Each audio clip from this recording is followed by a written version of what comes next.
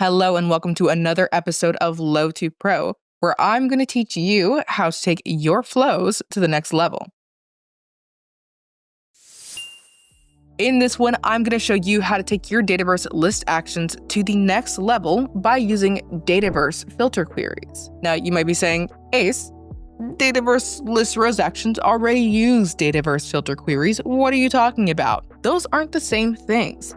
There are very special queries you can use to grab data from the hardest to handle type of data types. I'm talking about dates, choices, and I'm even going to show you a way that you can use one of these special searches to get related data to filter on. All this flow does is it goes in and I want it to get me all of the appointments from within the last month. You might know very well that some months aren't all the same length. So you can't say dynamically get me if the month has 28 days or if the month has 30 days, whatever the case may be. You want it to always work every single time. So something like this where get past time of 31 days, and as you can see here, we're filming in February, this isn't going to get me all of the days that I want. This is actually going to get me days back from January. Let's see here. We can see that we have 1 and 2 records from January. We're going to be able to specifically and dynamically, with very little effort, say, I want you to get me all of the dates for these appointments, anything that has a scheduled start within the last month. How are we going to do that? We're going to use one of those Dataverse queries. Let's edit this flow, and we are actually going to remove all of this. We aren't going to use a single expression when typing in this. Microsoft.dynamics.crm.last month. Here are the parameters you're going to provide this. It's going to ask you what the property name is. What property do you want? I want the scheduled start, which is what start time is labeled as.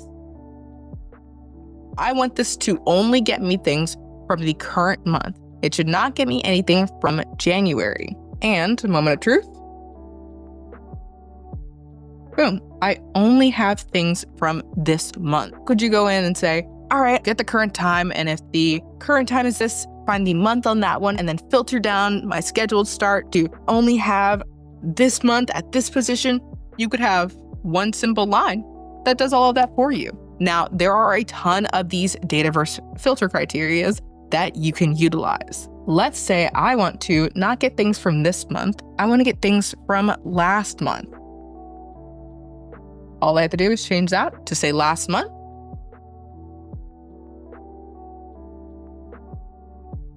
Boom. Can you use this for other items? Technically, no. Really, these queries, aren't going to work outside of Dataverse. You might be saying, Ace, did Microsoft come in and hand you a beautiful booklet or give you a nice PDF on your phone that tells you every single one of these queries? No, absolutely not. I had to go in and find these queries myself. I had to go and dig to make my life, and hopefully your life, a lot easier. And I'm going to share that link with you right now. This is the Microsoft Learn webpage that has a list of all of the query functions. Now, you might be saying, Ace, that says the Web API query function, not Dataverse query function. The list rows action is a Web API. Things that work on Dataverse Web APIs will work in a list rows filter criteria or in the expand criteria. You might have seen some videos on expand where you want to expand to another table and grab data from that, filter that data. You can use these on that expand query. Honestly, it's one of the best things that I have found, and I'm very excited to share it with you.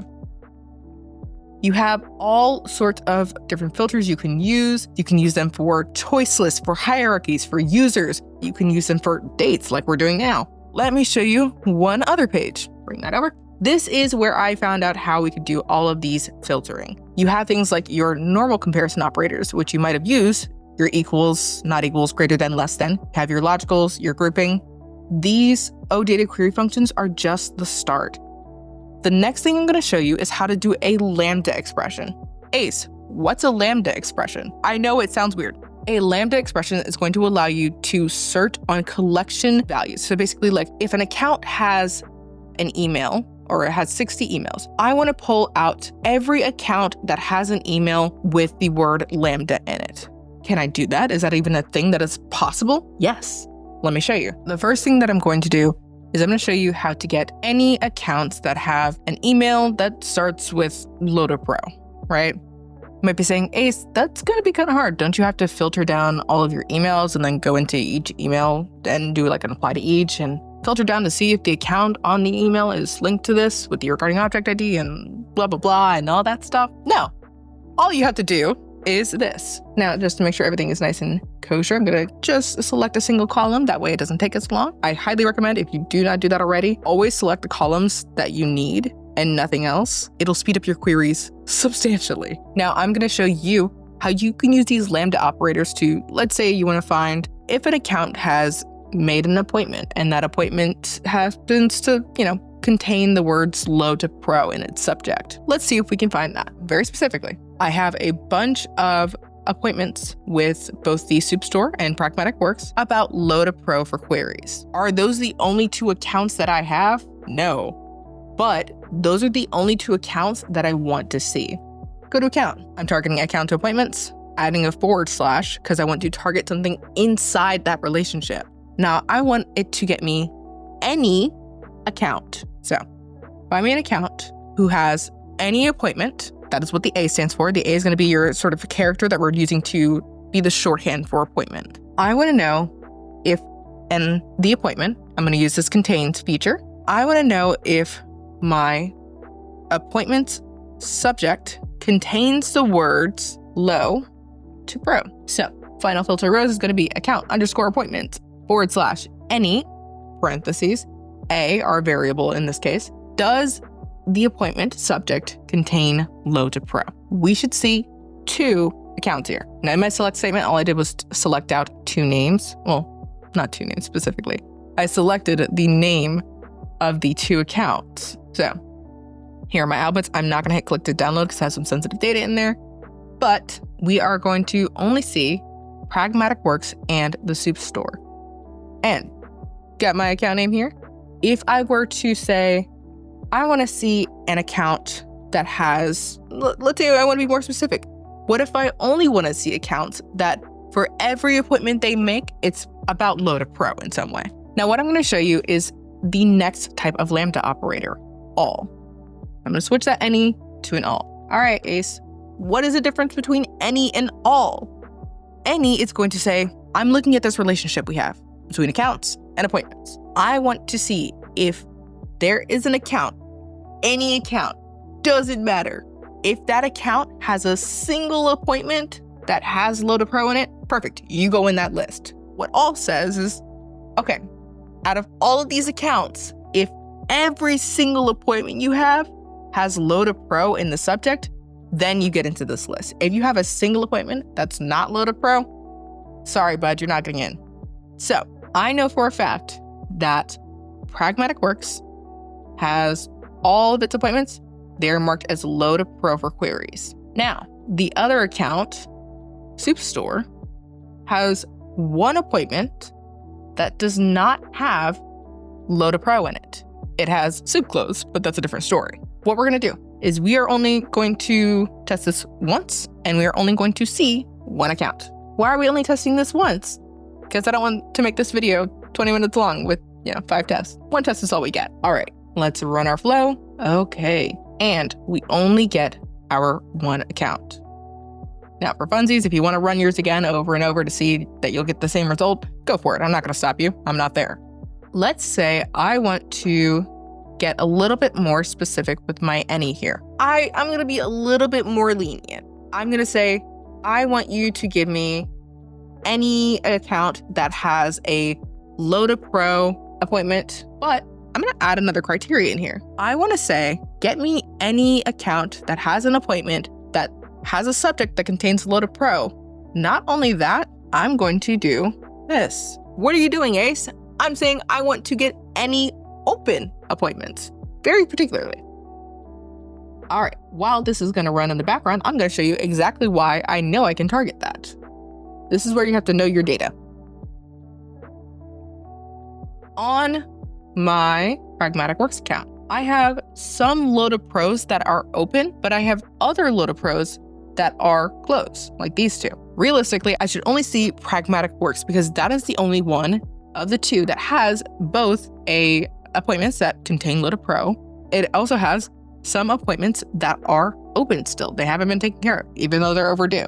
With Lambda operators and with your Dataverse filter queries, you have the ability to target some pretty cool stuff. Now, you can use any and all throughout your entire filter criteria. If you want to filter on multiple relationships, if you want to filter on your expanded queries. So if you go into your expanded query and you add your Lambda operators to it, you can do that. There's nothing that's going to stop you. So here do account _ appointments. On those appointments, you specifically want to see we're going to do a quick filter. I want to say Microsoft.dynamics.crm.thismonth and property name is equal to, in single quotes, scheduled start. Okay, you might be able to get me all of these accounts that have open appointments, but were any of the appointments that you are retrieving for me within the past month, this current month, I mean. Let's find out. Okay, now you can combine these as far as the eye can see. And if you are curious on how to use the expand query, you can find a video on that done by Brian on our YouTube channel here. Just search in our YouTube channel for expand queries, and I'll give you a nice rundown on how to do that. Oh, I forgot one of my closing. There we go. Always check your double closes. That's a coding joke for those of you out there. All right, I have my list rows and my select. I'm still only getting pragmatic works. Now, do I want to see even more data on this thing? I didn't select the relationship. That is one thing with the expand query. You do have to specifically in your select columns say that you want to get the data from that. And you also have the ability to access that data. Your security rules still do take precedent over the APIs.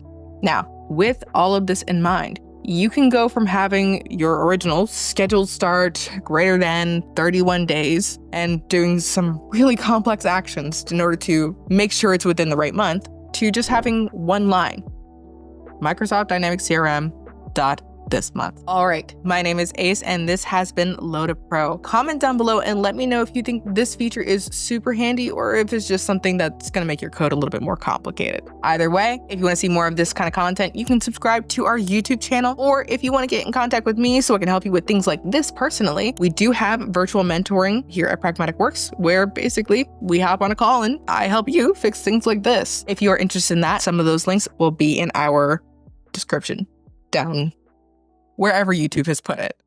All right. Bye, guys.